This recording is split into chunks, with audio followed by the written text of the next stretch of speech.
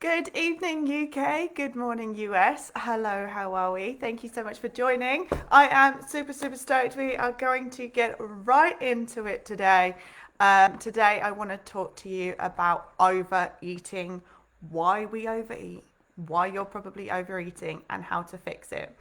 Funny thing is, it seems to be the theme of the week with clients this week. So, quite often, all of my clients happen to be experiencing the same thing. It's like a theme of the week, right? It always happens. We have a theme of the week, and this week is overeating, which is a perfect opportunity for me to compile everything that I've been learning, coaching, teaching into one little live. So thank you so much for joining me. If you are watching this on live, please say hi in the comments, drop your name because I cannot see if you're watching live. If you're watching replay, just type in replay, hit send, so I know that you have been here. What this does is basically helps me make some good content. Hi Katie, helps me provide some decent content because I know that you're watching it. If I don't think that you're watching it, I won't provide content that works for you. So the more interactive you are, the better I can curate the content so it is useful for you. Hi Terry, thank you so much for joining and thank you for saying hi. So let's get into it, shall we? Today's theme, why we overeat and how to fix it. Okay, so this problem or this issue is so incredibly common. I would say so common that almost every person experiences overeating, either regularly or on occasion. Okay, even I see that happening in my life, whether it's accidental or intentional. Even intentional overeating, and I'm going to go into it in a lot more detail, but intentional overeating can actually be accidentally as well. Okay, so I want to know if you know, just drop it in the comments. Do you know if you overeat or not? Let me know. Do you think that you overeat or do you think that you don't overeat? I'd like to know.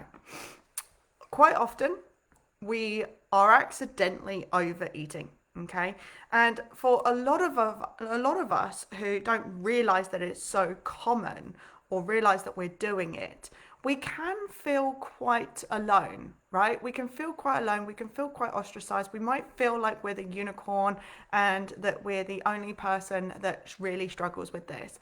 And that's why it's really important for me to not only bring this up in these lives, but also when you're with the community. So, like when you're inside the program with me, when you're part of the Overhaul family, the clients in there, we get to experience this and talk this through a lot, which is really incredibly useful because people are able to see that they're not the only person experiencing these things.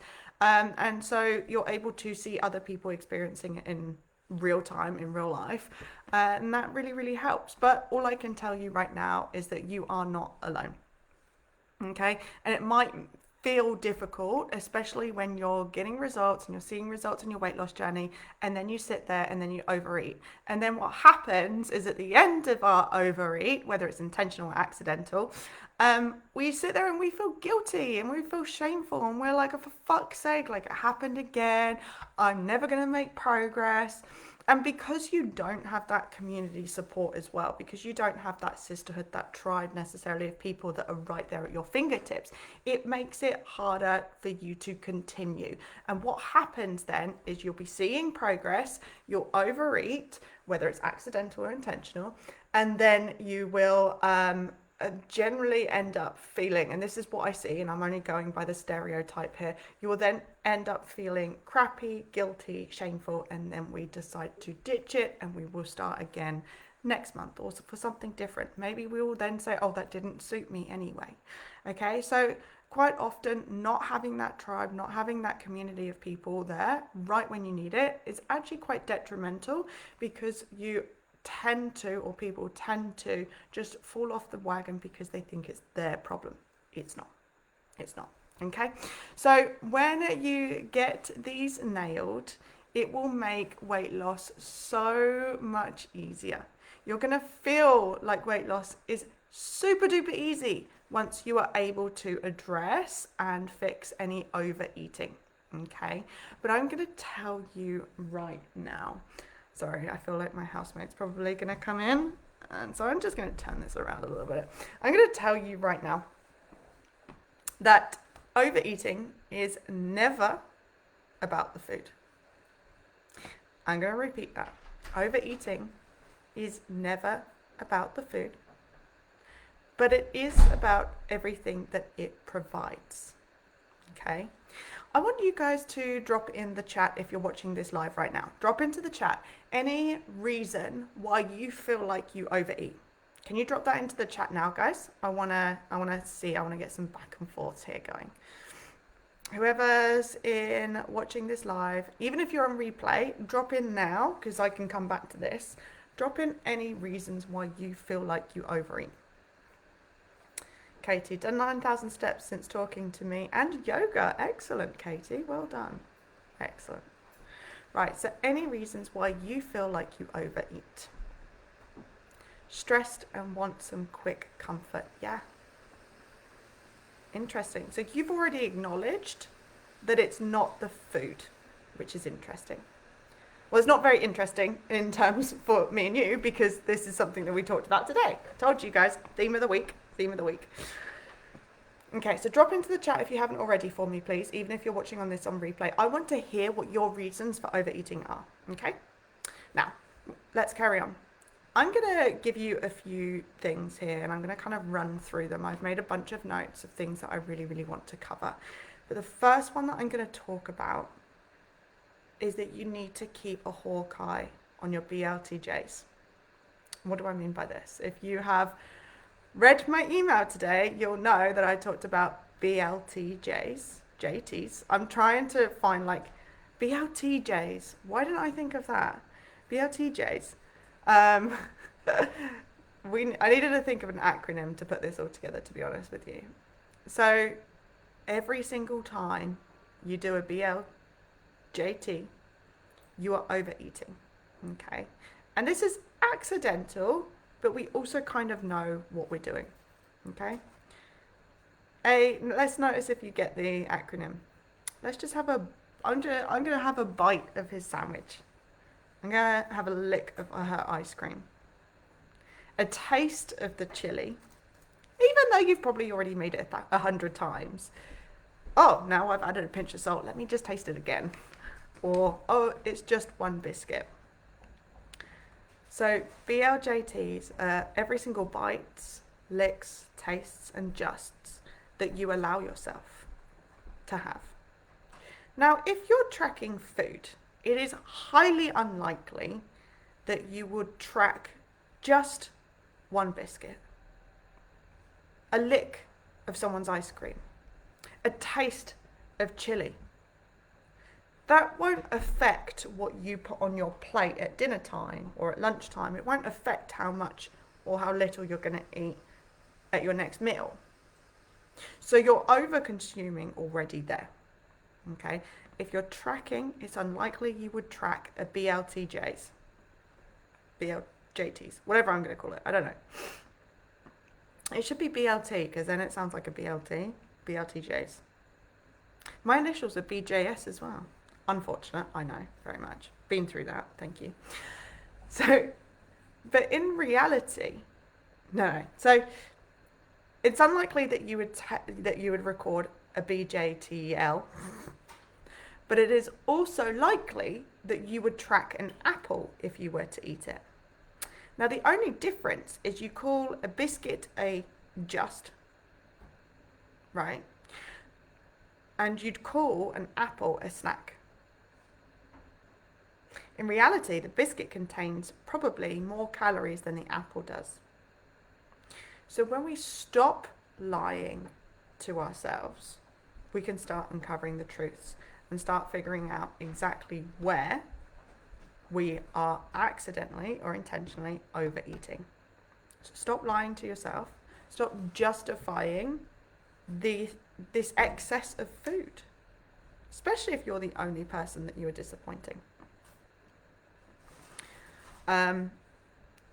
My note, I think I've just repeated my own note. Stop justifying consuming extra calories just because it's little and often. It's no difference between having a load of little bites and tastes and justs throughout the week or throughout the day, each day, every week, than to having one additional meal when you're not hungry at the end of the week. It is exactly the same.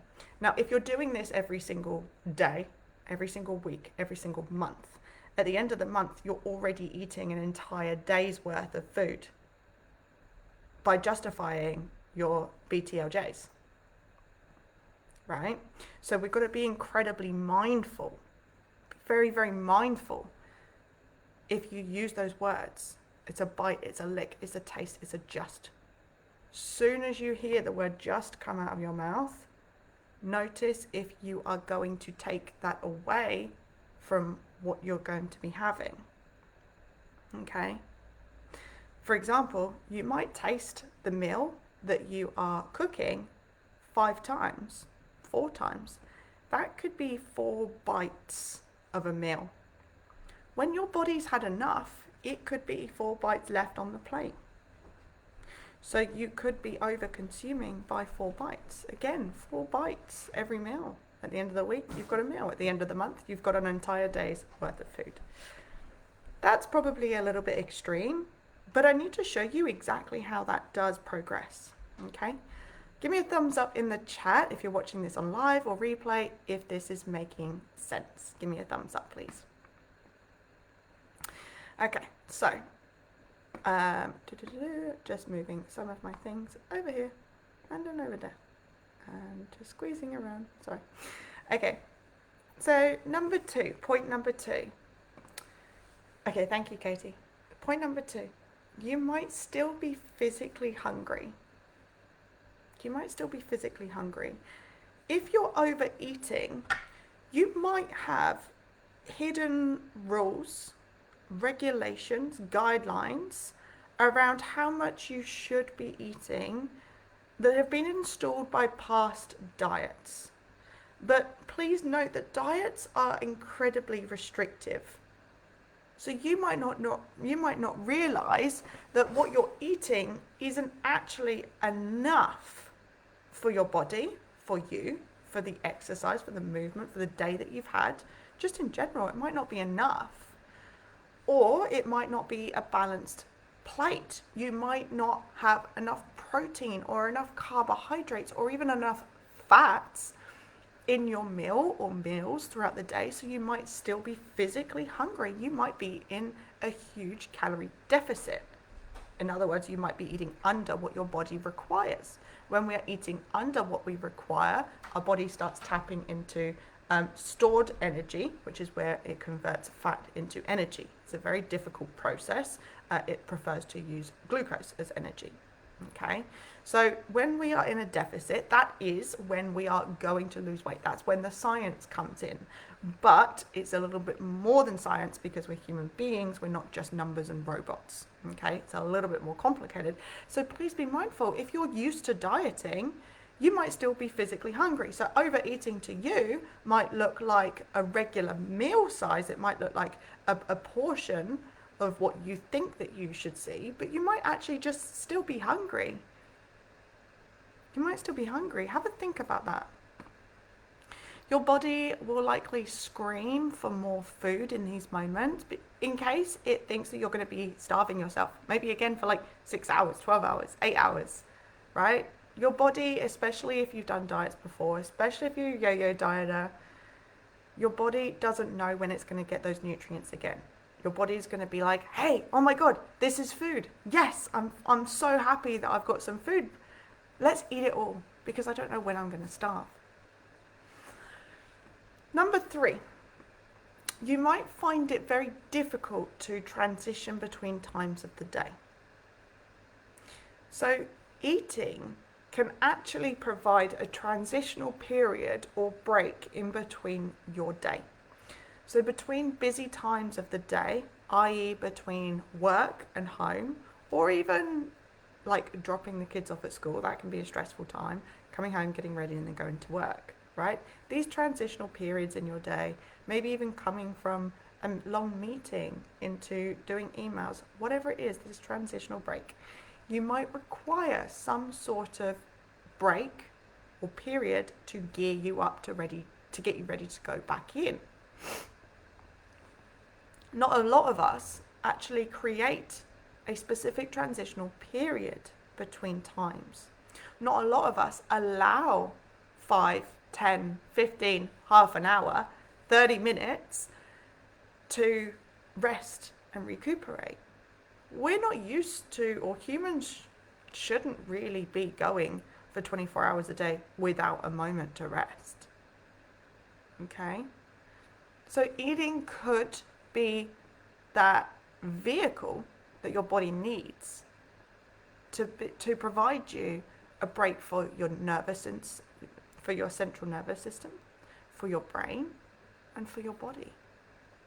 And so your brain is going to get really damn good at craving some food and getting you to eat when you don't actually want to eat, because it has created this association with that regulating your nervous system, with having a break, with winding down, having some rest, to being able to decompress with food. I see this a lot, especially in mums, when we have that transitional period, maybe between after work and the kids. Usually there's like a transitional period between like having the kids and then getting the kids again. Sometimes it can be about 8 o'clock in the morning. Sometimes it can be about 3, 4 o'clock in the afternoon. Okay, so whenever your transitional period is, it could be midday, any other time. It could be once the kids go to bed. That's another good one. Just notice if and when you are craving foods or wanting to overeat, wanting to lock yourself in the cupboard or lock yourself away and just shove some food in your face, because your body needs to regulate itself, and it's the only way that it's learned how. This means that you probably have a lack of knowledge and understanding of when you need to physically take a break. It's okay to take a break. In fact, it's normal. And it's probably needed, especially if you find yourself grabbing food in these moments. So number 4, you might have a lack mindset. So a thought perhaps that your diet, whether it's real or imagined, needs to be restrictive and lacking in the things that you love and enjoy. Have a thought about this. You likely have a restrictive opinion on what you should be eating, okay? So quite a lot of us will go on restrictive diets. They say that we shouldn't be having this and we shouldn't be having this. Don't have this, don't have that. You should and shouldn't. Tut, tut, tut. There's a lot of rules, and it sounds very stressful, and it sounds very restrictive and very deprivational. So we have built up these rules and these expectations that our diet needs to be restrictive. So perhaps when we're transitioning to a new way of living, your brain might be saying to you, you shouldn't eat all of these foods that you like. You shouldn't be eating these foods. This is naughty. This is bad. And so we can have a lot of this underlying guilt maybe when we do have those foods. So in the moment where we might cave in, we might have a biscuit, we might have a croissant, you might go to the coffee shop with the girls and have a cake, something like that, right? Your body and your brain is going to start working together, and it's going to start speaking behind your back, and it's going to say, oh my goodness, we're not supposed to be having this. This is the lack mindset. We can't have this. We shouldn't have this. Okay? So you have this mindset that this food should not be in your diet. So your body is going to sense that, and it's going to sense, oh my God, this is something that we shouldn't be having, right? It's almost like that rebellious child in you, like, oh, we shouldn't be having this is naughty. And so your body, because it thinks that you should be or will be removing these foods, like you've done in the past, right? In previous diets, maybe we've completely taken out all junk food, all wine. Maybe we've removed all crisps or salty foods or chocolates or whatever it is. And so your brain will send you into overdrive, and it says, eat it all. Oh my God, we need to eat it all. We need to eat it all now. Eat it, go, because we're not going to have this again. That's just your human instincts kicking in. Think about it. Imagine back in cavewoman times, and yes, this all stems down to evolution, right? The way that our brain is wired, the way that we are connected, we actually haven't really evolved much from cavewoman times. Just we wear more clothes and we take the hair out of our bodies now, typically, usually. That's all that's changed. A lot of our thinking, a lot of our thought processes, a lot of our brain is still operating in the same way. So when we came across food, when we came across a food source, we didn't know when we were going to get it or if we were going to be able to get it again. So as soon as you start thinking of that restrictive and deprivational, in that deprivational way, the human instinct kicks in. Your brain says, eat it all, eat it now. And then you will feel like there will never be enough of this. And so your body and brain makes us hoard all of this food, shoves it in as quickly as we can because we're not going to get it again. Now you might turn around and say, oh, it's part of evolution, it's not going to help me. Well, evolution, like way back then, we didn't have all of these junk foods, these hyper palatable junk foods that are killing us, quite literally killing us. We had berries and leaves and water and plants, right? At the moment, the most recent studies are showing that we primarily ate plants.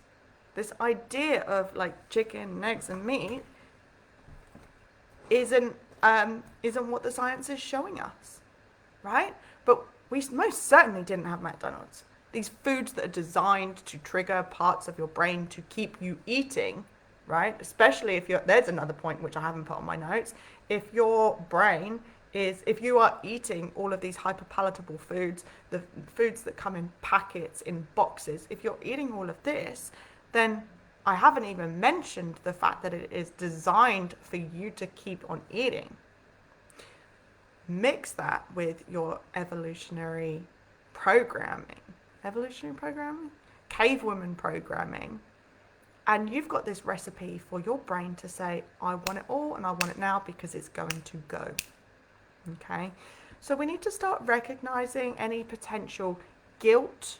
Recognize any, if this feels like it's probably an issue, recognize any guilt, shame, or any restrictive thoughts and emotions around those trigger foods. So if you find yourself always caving into a certain food, that tells me that you've got a lot of restrictive diets or deprivational diets about that food. If it's always the same food, then every single time you go on a diet, your brain is going to start going, oh, we can't have cheese again. Oh my God, but I can't have biscuits again. And then so anytime you do have one, your brain's going to go, oh, this is it. Get it all down you. Because we're never going to have it again.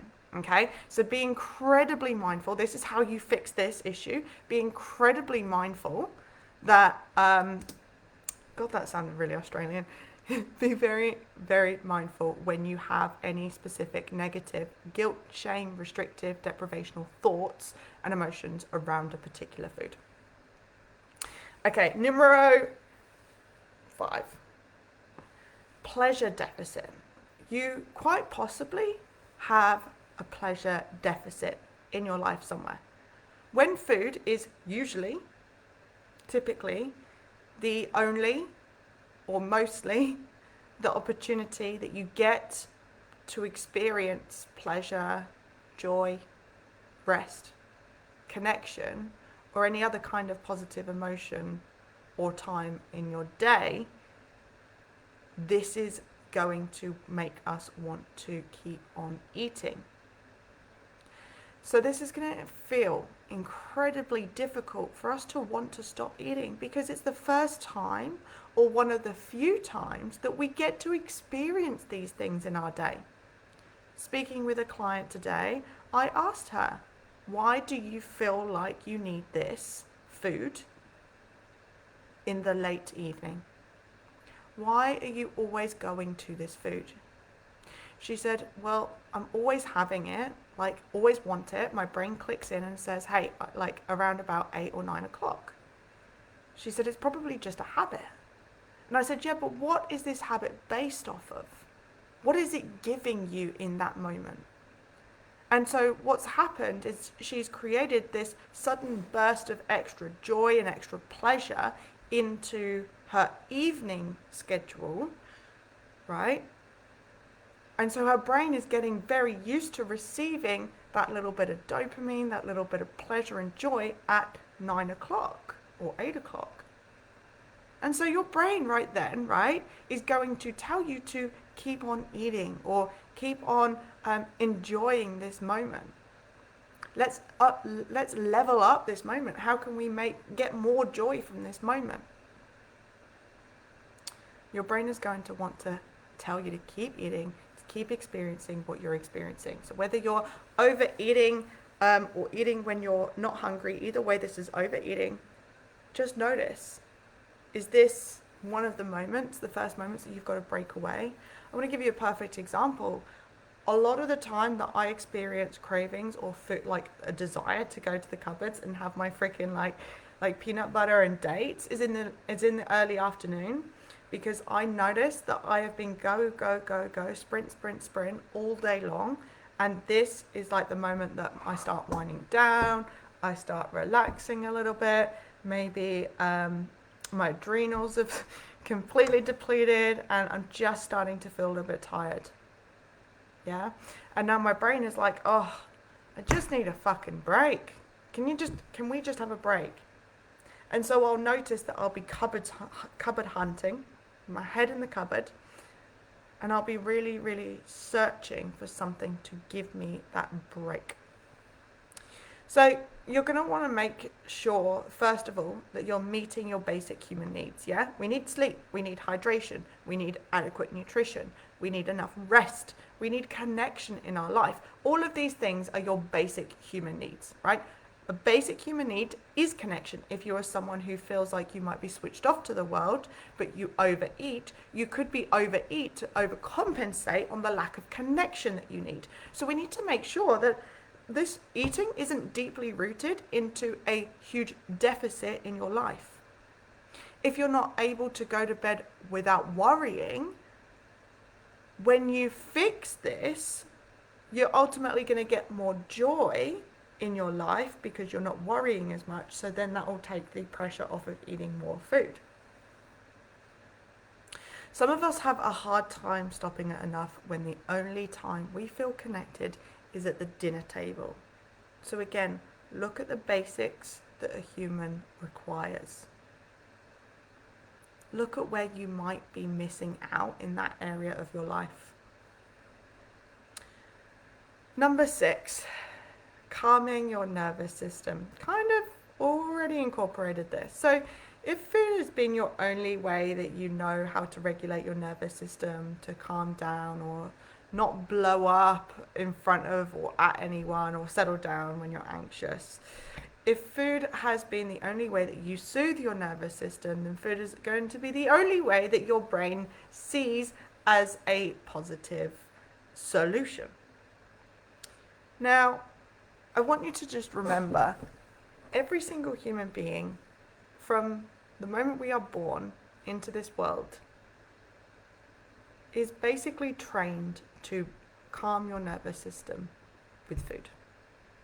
So every one of us at some point has to undo this programming. Think about it. When we're born into this world, the only way that we connect comfort with a solution is when we connect comfort with milk. When we're crying, when we're distressed, when we're upset, usually we get comforted and soothed to sleep with the milk. From the moment we are born, we are programmed to believe that consuming or eating is a nurturing system. So don't beat yourself up, because every human will run into this at some point.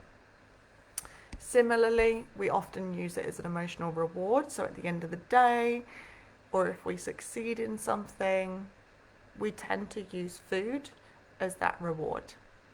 And so your brain will always search for a reward when it wants to be rewarded. How do we fix these? I've kind of given you some little clues and little things throughout each point, but I really need you to take stock of your BLTJs, of your happiness, of the joy that you're experiencing, of your daily life activities. Bring full awareness to everything I've talked about today, to the moments you want to overeat. Bring awareness to them. Grab a notepad and pen. There is nothing more powerful than sitting down to eat, stopping halfway through your meal, telling yourself that you've eaten enough food, and then grabbing a pen and paper and writing out how you feel, what you think, what's going through your mind. Every thought, every excuse, every reason that comes up, write it out on paper, because as soon as you see it on paper, you're able to justify it, you're able to work through it, you're able to process that thought and create a more productive thought.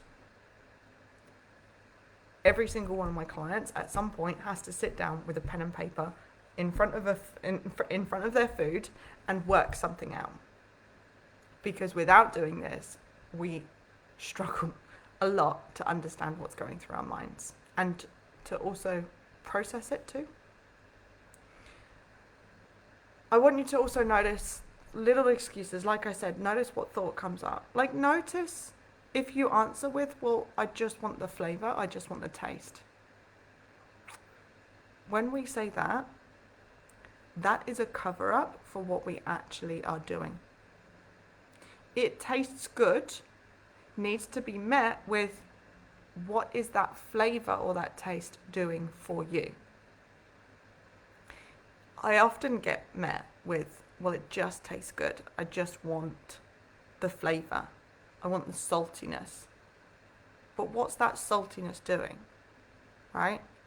You as a human do not need that saltiness unless you're deficient, of course. Typically, we're not. But like, especially on a regular, what is it that is giving you? What is it that food is actually satisfying, is genuinely pleasing? Because underlying those sentences, those thoughts, is the real reason, and that's what you need to uncover. We start to uncover and shift all of this in the 5-day Never Diet Again method. The last one, huge fucking success. It was fantastic. A lot of the feedback was brilliant, very positive. One lady lost 4 pounds in 5 days, which is just insane, by just practicing the first couple of things that she learned, that we talked about. Absolutely insane. So the results from the Never Diet Again method are life-changing, and I'm going to be running another one very, very soon. I waited too long for the last one, and my goal is to, if I'm going to run them, not wait too fucking long. So I want you guys to comment me the word method, DM me method. It's going to be a much more convenient time, and I will send you the details. Pre-warning, we already have 30 on the wait list, and I'm going to keep it intimate because it provides a much better, intimate, more in-depth coaching opportunity. So make sure you guys get registered to the Never Diet Again method. I cannot wait to run it again. It's going to be super, super exciting. But yeah, make sure you secure your spot by messaging me the word method, and we will start fixing all of this overeating. All right, guys, take care. Sending you lots of love, and I'll see you soon.